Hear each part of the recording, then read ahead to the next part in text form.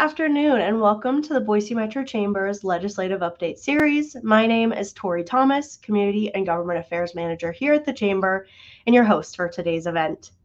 The Boise Metro Chamber is Idaho's only 5-star accredited chamber and represents nearly 2,000 members. We are only able to provide current events and educational content because of our members and their investment in our community. Before I introduce our panelists for today, I would like to thank Optum Idaho for their generous support. Please enjoy this quick video from our sponsor. Taking time for yourself can help with a good mental health balance. Optum's Able To app can also help you reach good mental health, and people are getting great results from this free wellness app. Learn more at optumidaho.com. For today's legislative update, we are joined by Representative Soñia Galaviz. Thanks so much for joining us. Absolutely. Thanks for the invite. Yes. Representative Soñia Galaviz is a Title I interventionist and educator in Boise, Idaho. She has taught for 20 years in Title I schools and is passionate about public education and community engagement within those schools. In 2017, Galaviz received acknowledgement from the National Education Association Foundation, winning the National Award for Teaching Excellence. She received her doctorate in the spring of 2020 from Boise State University, focusing on STEM education for underserved communities. She was honored with Boise State's Distinguished Alumni in 2021. In 2022, she was elected to serve in the Idaho Legislature, House of Representatives for District 16. She has 2 grown children, loves Idaho outdoors, and is slowly chipping away at visiting all of the national parks in the United States. So thanks so much for your service and for being here with us today. Absolutely. Well, this is probably the most important question I'm going to ask you all day, but it's probably the hardest. What's one of your favorite national parks so far?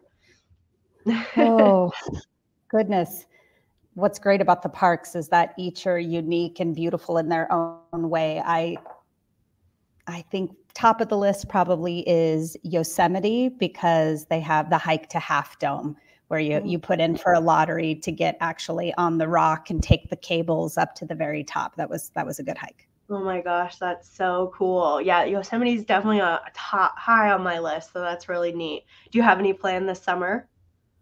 So it's my daughter and I that chip away at the parks together. And so we're looking at headed to the Grand Canyon and doing the rim to rim hike, where you start on one rim, go all the way and up the other for a full day's hike. Oh my gosh, that's going to be so amazing. Do you go down into the canyon then too? Mm-hmm. Okay. And then, yes, cool. and then back up. Oh my gosh, wow. All right, we'll have to do a follow-up conversation and have you back after that, and we'll just do a slideshow of all your photos. Absolutely. If I'm still standing, yep, I'm all yours. Yeah, seriously. All right, well, this conversation is about, we'll now kind of switch to the legislature, which might not be as interesting as national parks, but it's still a very interesting and important topic. So, well, like I mentioned in your bio, this has been your first term. So how have the last couple of sessions been for you so far? You know, I'm learning a lot. I think I spent the majority of last session just trying to get a lay of the land, right? A sense for how things move through the building, how the inner workings of committee and the processes, making sure that I was aware of how to best maneuver and, bring forward the work of Idaho and bring forward policy. And so as far as bringing bills and working on my own policy last session, I stayed pretty quiet as I learned. I wanted to listen more than I spoke and learn from others in the building. And so this session, it felt more familiar.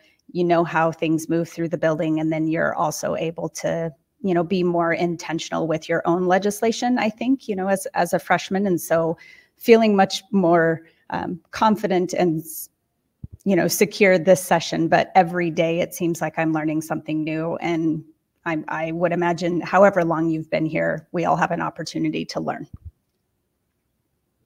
Oh my gosh, as someone that goes into the Capitol every couple days, like I just can't even imagine having to go through the process of the bills and all, and the, having to testify, like on your end, like having to, explain what you're hoping for, and all the conversations that you have to have with your constituents and your other, partners in the House. Like that is those are big conversations. And so I'm sure it's been the first year of just trying to get used to that. So, well, good. I'm glad you're feeling more situated this year. And I'm sure you can't, like you said, there's so much to learn, and there's always so many curveballs that show up too during the sessions that you just never really know. Well, since this is your second session. So what do you feel like has been the general theme for this session in 2024? I'm going to be really honest. This session has been challenging in a lot of ways. We saw a restructure of the way the Joint Finance Committee, known as JFAC, the way that they were going to discuss bills, the appropriations, I guess, for bills, and the structure of how they were going to bring forward budgets. And the subcommittee groups that they held seemed to be going well and seemed to be appreciated, but the overall structure of where it gives quite a bit of power and singular direction from the chairs, and that caused some grief throughout the session of how budgets were coming forward. So a big change was they were going to bring forward the maintenance budget for all government agencies, which they were saying that this is a baseline to run this agency. And then we had to wait for follow-up budgets that had supplemental to be able to make agencies whole. And it caused some grief because we were worried and continue to be like, what if agencies aren't made whole? If you're only looking at parts and pieces of budgets, what happens if a follow-up or a subsequent budget doesn't pass? What does that do to agencies? So there's been some challenges there with budgets. We are still waiting we're in the final days, literally days of session, and we still have not seen the K-12 budget come forward, or the health, or part of the health and welfare budget come forward. So that has to do with it. And then some other challenges that we've had this session is just, we've got big personalities in the building, and some of the big personalities really direct the direction that certain legislation can go, or if we see the other chambers' legislation. And so I think if you spoke to anyone down here, they'd say this year was particularly a challenge, but we're working forward, and we've been able to pass some great pieces of legislation, and we're hoping that we're in our final week, heaven willing. I know. I was just listening to the education committee this morning, and it was just there were just comments of holding a bill or not sure, and the chair was like, I think this is our last meeting though. Like, so just there's probably a lot more tension to this last week of trying to get things situated. And, from a lobbyist perspective, it has seemed like a really hard year for some topics, but there have been some good topics for, the chamber has gotten to support quite a few business focused bills. And so I think there's obviously still some good that's coming out of it, but I think that tension, I think you explained that perfectly. And yeah, every session's different. So I appreciate you kind of going into the theme of this session. So speaking of the education committee, you sit on that committee. And there's been quite a bit of conversations with education this year, a couple that the chamber has been proudly able to support, Idaho Launch being one of them. Mm-hmm. So can you share with us a few updates from that committee, and then kind of a little bit of an update on Idaho Launch, what's going on in the educational space? Absolutely. The education committee is a cherished committee to me, just as a public educator and as someone who cares deeply about the programs and initiatives that help our kids. When I say our kids, it's all K-12, that we want them to be successful, and we want them staying in Idaho, and we want them to be able to have access and opportunity to the resources, programs, grants, and help that they need to go on. And so we were very excited to see the appropriation for launch not not fussed with, I'll be quite honest. You know, we had worried earlier that maybe something would be adjusted in launch or make it not what the intention was for launch. But we were thrilled last week when launch went forward, the appropriation clean, and that students are going to be able to access that grant, those funds, for the first time ever. So I know something like 8,500 award letters have gone out to students. I know personally my students, I've been teaching for 20 years, so my students have accessed the opportunity through launch and are excited to go on into the workforce, whether that's at a 2-year college or through a certificated program. So that's going to make a huge difference. And that directly addresses our workforce needs in Idaho. And I'm hoping it keeps our kids here in the state. Yeah, we were very happy to see the, launch being such a big priority this past year and then this year as well. And yeah, we were really excited to see that come through last week.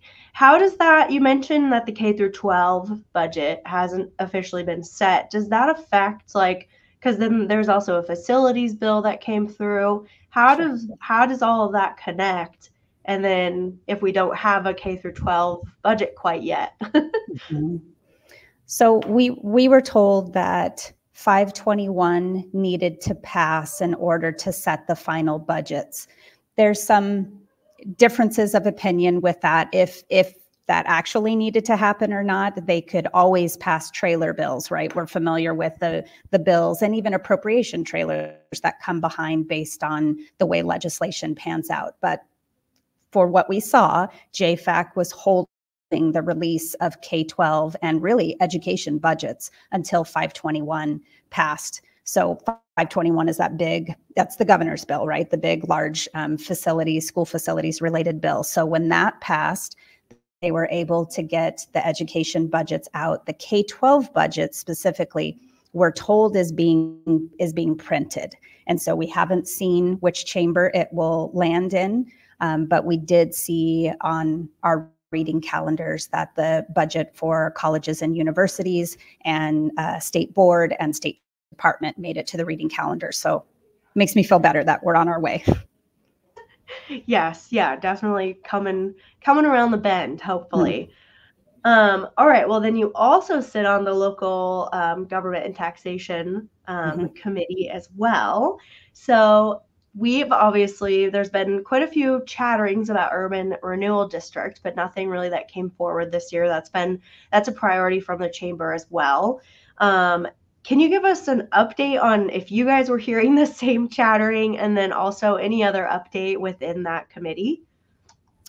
Sure. Yes, we hear the same chatter, and we were actually surprised that we didn't see multiple pieces of legislation regarding that. One thing that, we saw in local gov and that we continue to see each year is to where we feel like there's some state overreach into what cities can do, whether it's through preemption bills or limiting a city's right for, to set fees or to set local policy at a level that's closest to the people.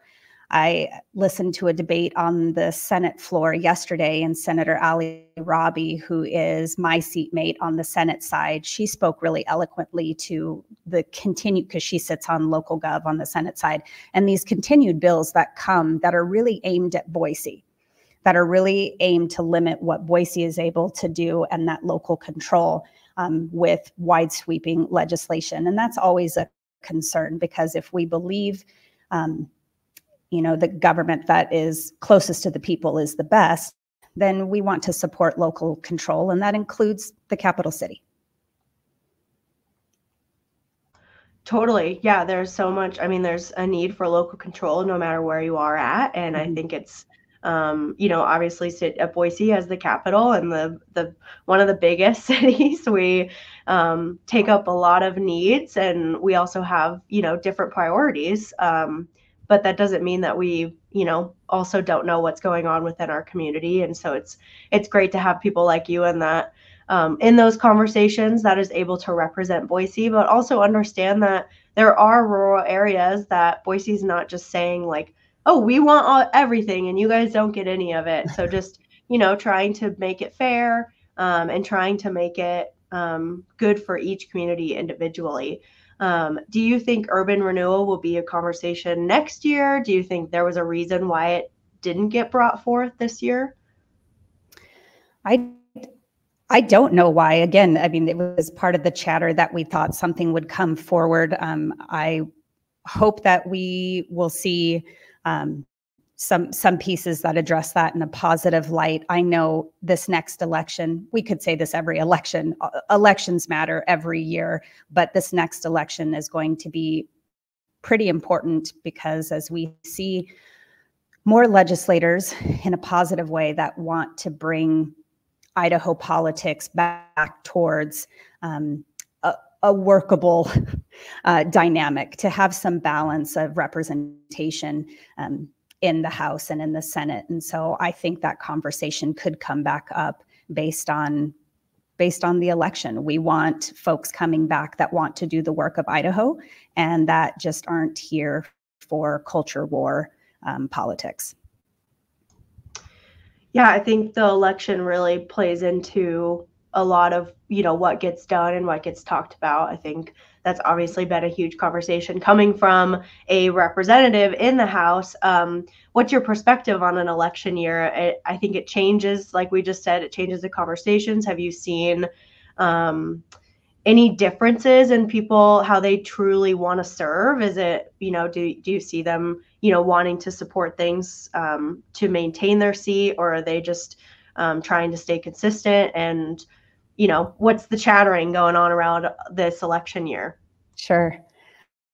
That was something that I had to learn by seeing it firsthand. And I was told from those of my colleagues who've been around in, longer than I have in their position, saying, watch what happens in an election year. There'll be some bills that come forward that are strictly to be used in the primary to be able to take, a stance or value statements, or bring forward a vote that maybe creates an artificial dichotomy, that polarizes or presents to polarize the House or the Senate with the vote. And so I got to learn and see what that looks like. And sometimes we see bills that are solutions looking for a problem, where no one has brought forward a concern. No city or school district or whatever is asking for a change to statute or additional statute, but it suddenly makes it to the floor and we're in a heavy debate that sometimes gets heated. And it's, it could be said that it's for elections, it's for sound bites, it's for to force issues forward and create that tension. And that's frustrating because if it's not directly related to the actual priorities of Idaho, that's sort of that political theater that we are all subject to. So I'm grateful that some of those pieces, whether it has to do with guns in school or many of the pieces of legislation that to continue to attack certain sectors of our communities, and distinct populations within our communities. Many of those we were able to vote down, but with that comes some of the consequences of what that means for folks as individual races. So I'm very interested in this next election, and there's a large group of folks that I'd love to see come back that are committed to doing the work, that are committed to listening to their constituents and bringing forth reasonable policy and working across parties, working across chambers, doing the work together. And so I hope we see more folks dedicated to that principle coming back. Yes, thank you. I fully agree with that. I think there's so many great people currently, in the legislature that truly do want to work together, that want to be civil and kind and just, create a solution to a problem. And I think it's probably really hard to be in that be in the state house, and especially if you want to stay there and wanting to listen to your constituents, but also wanting to make an impact. And so I'm sure that it's a really hard line, especially within the election year. So, but yeah, I'm excited to see this next year, what that brings. And we appreciate all the folks in there that want to keep working together to make Idaho the best place. As a business first organization, we appreciate anything that helps our business, Idaho businesses. So we are very supportive of any legislator that is willing to put businesses first. Right. Well, kind of going to that point, Tori. Hey, yeah, Tori, to please. that point, I just want to say thank you to, you know, business and commerce, not only in Boise, but around the state, that we heard them being more vocal in the spectrum of politics coming forward that maybe isn't directly related specifically to business, but recognizing that when we bring forward policy that's polarizing, or that targets populations, or that limits individual freedoms, or that state overreach, that does affect our business communities, that does impact local economy, and that certainly impacts our ability to recruit and retain the best and the brightest in the business sector from around the country and beyond. And I've been grateful that our business and commerce community has stepped forward to say, hey, you know, Idaho is an incredible place to be. We don't want polarizing politics that drive people from our state, and that we need to work together to find sensible solutions. I love that. And I'm so happy to hear that you've seen more people speaking up. I think that's been a conversation for the chamber as well. Like how do we engage and how do we support our members by advocating for things? Because sometimes, yeah, it doesn't seem like it's fully connected to business, but when you break things down and realize how many people we want kids to stay in school and go into further education to stay in Idaho, and we want to recruit people and retain people. But if we have anything preventing that or anything that doesn't look that great, it will affect businesses. So that's definitely been, yeah, something the chamber has been working through and wanting to make sure people's voices are heard. And I think, yeah, getting out there and chatting with you guys is the only way we're going to be able to make that happen. Yeah, we heard you. Thank you. Good. Well, speaking kind of the Treasure Valley area, workforce, housing, and transportation are three huge priorities right now. Workforce is obviously being impacted directly through launch. But can you share if there's any updates or conversations around housing, transportation? Obviously, public transit has been kind of a conversation the last couple of years, but yeah, I'd love to hear your perspective on that and what locals can kind of be paying attention to. Sure.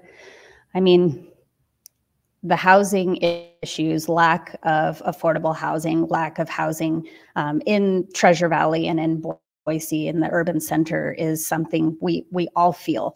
Because we live here, we see that we don't have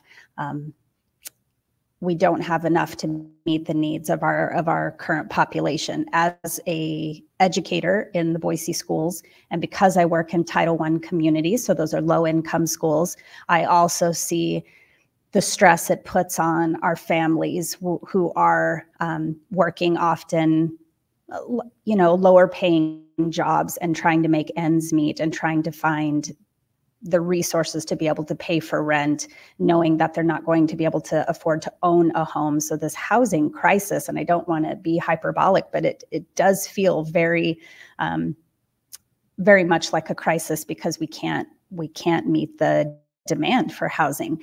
So when you talk about transportation and when we talk about access to housing, a bill that came to mind is we've got an appropriations bill for the Idaho Transportation Department that is going to potentially impact housing.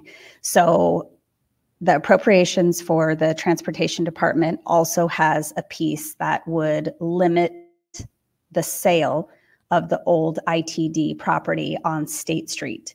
Well, the sale of that property, from what I understand from the city, it had been put into place a couple of years ago that they were looking at moving the ITD campus over to the Chinden campus, and that may, allow for the sale. And then they had a flood, right? The ITD campus had a flood, and, and deferred maintenance and the cost, doing a cost analysis. Is it better to scrap it, sell it, build a new one? Some of the frustration in both chambers over that is having that sale blocked and what that means for Boise and the housing that is set to go there, the development.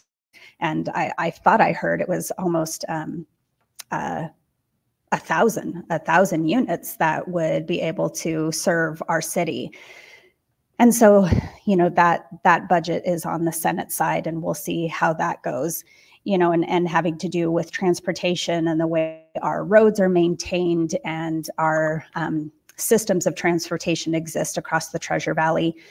Here we have the Ada County Highway District, and I know that's unique, that's, and Tori, you'll have to tell me how many county highway districts exist in the country. You probably know, but I know that's unique to us here in Idaho. And we saw a couple iterations of a bill to try to restructure our ACHD, right? To add additional members, to change, to make it partisan elections, to change the representation boundaries of it. And so going back to a comment I said previously, where there's a lot of state overreach in local cities and local governance, and that's something that we saw this session. And so it does affect our ability to build houses. We also just saw something pass, I think it was yesterday, that would not allow a city to set limits within their rentals based on the vouchers and the Section 8 housing for low-income families that will affect Boise's ability to make sure that there is, low-income housing available. It will absolutely hamper our ability to serve those who need financial assistance but need to be in a home. So we see a lot of the bills coming forward that I think can be quite damaging to Boise, where we're trying to balance growth and development the best we can, but also trying to make it affordable and accessible for folks who don't have another option. Totally. I think there's good and bad things about growth and seeing it I'm from Boise, and it's been so amazing to see it grow. And I've been very blessed and privileged into, finding good opportunities for myself. But there's so much of Boise that a lot of people can't even touch because it's just growing so quickly. And how do you make sure people can keep up with that, and how can they thrive here? And so, paying attention to that affordable housing is a conversation I think we'll continue to have for a long time, and hopefully something will continue to, hopefully there's solutions and people that are willing to work on this issue. Because Boise's not getting any smaller, and there's a lot of people out here that need a little bit more support and need just a little bit more help getting into places. And it's not easy out here for a lot of people. Right. And something that's really specific to my district, because District 16 also encompasses Garden City and the developments that are happening along the river. And for those of us who have been here a long time, Tori, right? I've been down in Boise from the mid-90s and just seeing the growth and development along the river, and where Garden City used to be really affordable, right? And there was more trailer parks and maybe mobile housing for low-income communities, and now they're almost gone. And so it pushes out, and those are the students I serve. The school I teach at is close to that area. And so what are the options for our families? And so we have to keep that in mind with our growth and development and the choices we make as an urban city. And I'm grateful to the leadership with the chamber and with City Hall doing the best they can to make our city an inclusive city and a space where everybody can stay. Yeah. Yeah. Well, thank you for that. That's a big conversation for the chamber. Workforce, obviously, Idaho launched, just making sure people are kept here and good people are taken care of. We kind of saw a little movement on transportation. Not a ton, but it's always fun to see VRT working to ensure that there's transportation for everyone. Do you have any perspectives on VRT growth or micromobility growth? I guess, public doing like a rail has been a conversation. I think that's obviously hasn't really been that big at the legislature this year, but Sure. Any thoughts from your perspective? I know we were disappointed to hear that the grant, and you could speak to that, didn't go through for us to be able to put in that pathway for transportation from here, down to Salt Lake. We're hoping that that is something that Boise will continue to work on. I know when folks are taking the connector into Boise and you're just talking candidly with the colleagues here, people really want to see a pathway that gets them from Canyon County into Boise and gets us around the Treasure Valley in a more efficient way. Because we have this growth and it's being centralized, downtown, and we are starting to get that population density, the priority to make sure that we can travel safely, quickly, efficiently, I know is going to continue to be a conversation. And so anything we can do at the legislature to look big picture, right? What is it that we need to help facilitate the most effective transportation possible? Because as you said, Boise is not going to get smaller. We're going to continue to see our cities start to come up to each other, right? It's from Boise to Eagle to Meridian to Kuna and that expansion. So hopefully we can make sure we have ways to navigate these spaces and not have 2 hours plus of traffic like we see in some other urban sites around the country. Oh my gosh, I love Boise for that reason. I'm not the same person when I've been in my car for 30 minutes versus the same person when I'm in it for 10. True. I recently got to move onto the bench and now I have a 7-minute commute and I'm a way happier person. So anything that will help me get to work faster or more enjoyably, I think that's a huge conversation too with people that live in bigger cities, or even if we had the opportunity of putting rail, how can we enable people to have some quiet time or some reading time or even some extra working time so that they can, take their time to get home. They don't have to work until 5 and then get on the highway and sit in traffic for another half hour. They could maybe work a little bit on the rail or, whatever. I think there's so many great opportunities for public transit. And I think we've seen a lot. Any viewers that might not be fully aware, there was a grant that was submitted to have us be a possible study spot for a new route. Unfortunately, it wasn't submitted quite correctly, but there are so many people that are working towards moving that forward and getting that submitted again this next year. And I think there's a lot of positive feedback for that as well. And we actually recently had Representative Green and Senator Din Hartog on to talk about transportation. So I encourage all the viewers to listen to that if you haven't yet. They had some good perspectives on that. Good. Well, thanks so much, Representative Galaviz. We really appreciate everything that you do in our community at the state level. One more question I did want to ask you. From your perspective, I ask a lot of people this, and I say it a lot, is I really want people to feel comfortable to reach out to their legislators, especially obviously in their districts, but overall, if there's a committee that they need to talk to, feel comfortable to go testify or write a letter, or give them a call. What's the best way, in your opinion, to get a hold of you guys? And what's good advice for people to get involved with their state legislature? Sure.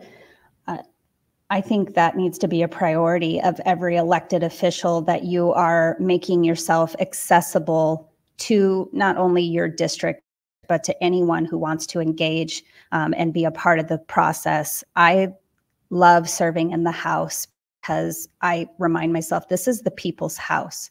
Not only physically, the building is the people's house, the state house, but that we are here to work for the people of Idaho. And so, I would encourage folks to look at the websites and contact information. And, every legislator has socials, but on every business card I hand out or anything I send out, I have my personal cell phone on there. I want folks reaching out to me. We can't do this well without the voice of our constituents and making sure we're prioritizing what they want. We're prioritizing the work of Idaho.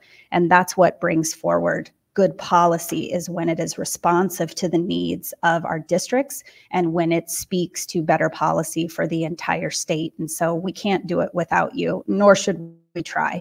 We need to recognize that our constituents are our stakeholders and that we are crafting legislation that speaks to them and works for them.